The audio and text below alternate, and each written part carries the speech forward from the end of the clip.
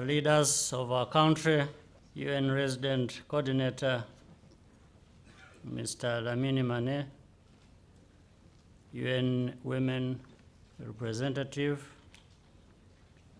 to Ethiopia, AU, and UNECA, Ms. Leti Chiwara, members of the diplomatic corps,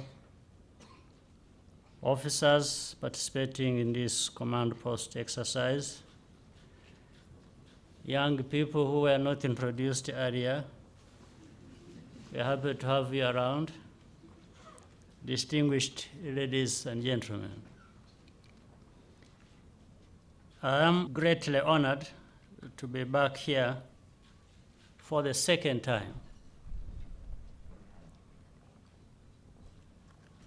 of this edition of the African Unite Command Post exercise, and to join you in this important initiative to end gender-based violence. Well, just at this point, I want to assure you that the invitation was well noted to support the initiative, and it's my pleasure to do so.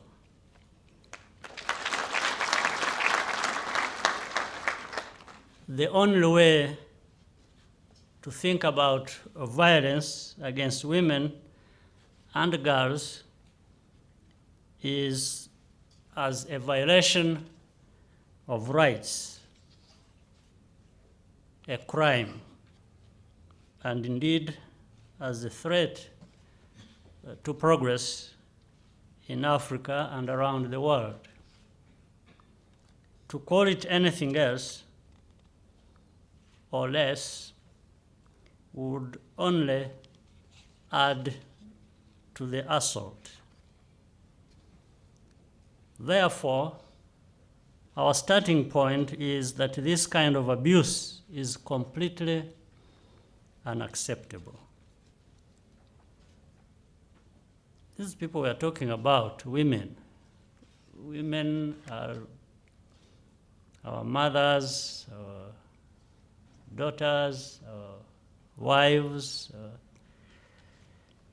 What are they not to us?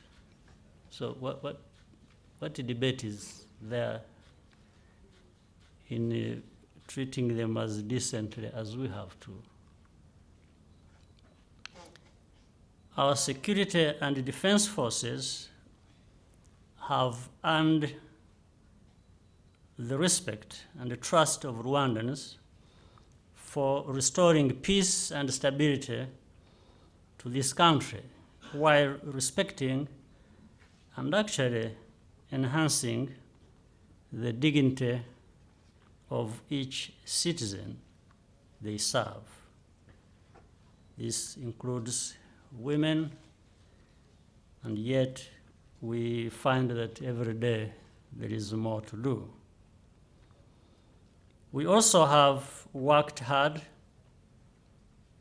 to do what is right by establishing an institutional framework that expects the full participation of women in all aspects of national life. The equality of women is a cornerstone of our democracy, and rightly so. Violence against women and girls not only harms the victims, it also impacts negatively on the well-being of their families and communities. When gender-based violence is left unchallenged, it diminishes the nation as a whole. We therefore have to work together in Rwanda and globally to end these crimes. If we don't, we risk undermining our work to entrench good governance and development. It requires more than words to protect women and girls from violence. Perpetrators must be held accountable, and those who protect them must be shamed. We need a comprehensive approach to respond effectively, and several things are key in this. First, there must be the will, both within governments and within force commands, to make this issue a top priority.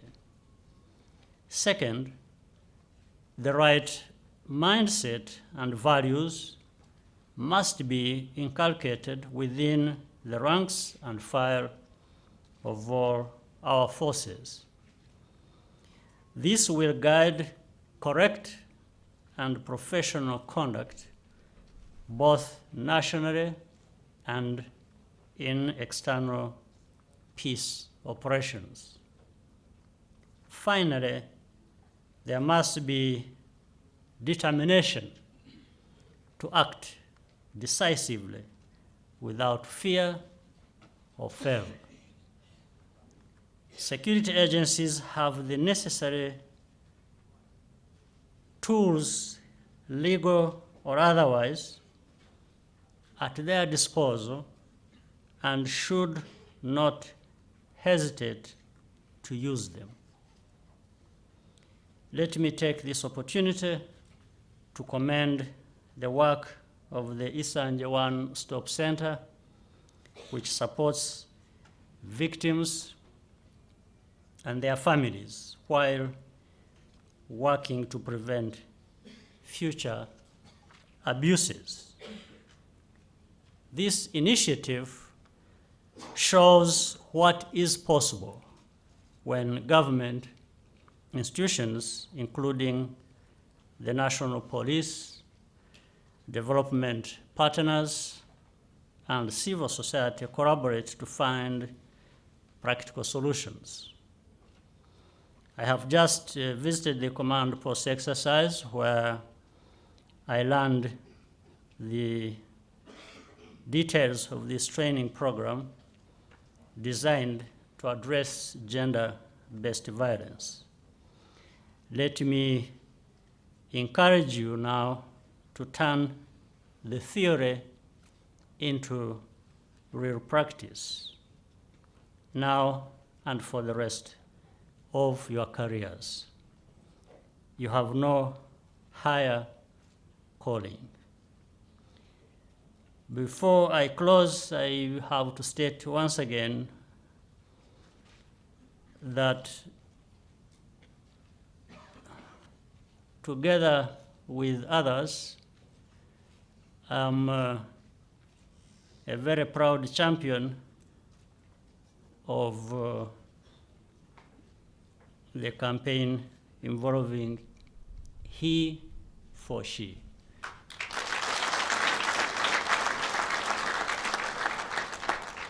And I'm inviting you to join in the campaign, more so for action that will deliver tangible results. What it really means is men can't be bystanders in this. And I think one UN representative said it earlier, if you are a bystander, I think you are really the problem. Even a bigger problem than the perpetrator. So let us not be bystanders. Let's work together. Let's be there for ourselves as we are there for women, and being there for women is being there for yourselves. It is now my pleasure to declare the second edition of Africa Unite Command Post exercise officially open, and I thank you.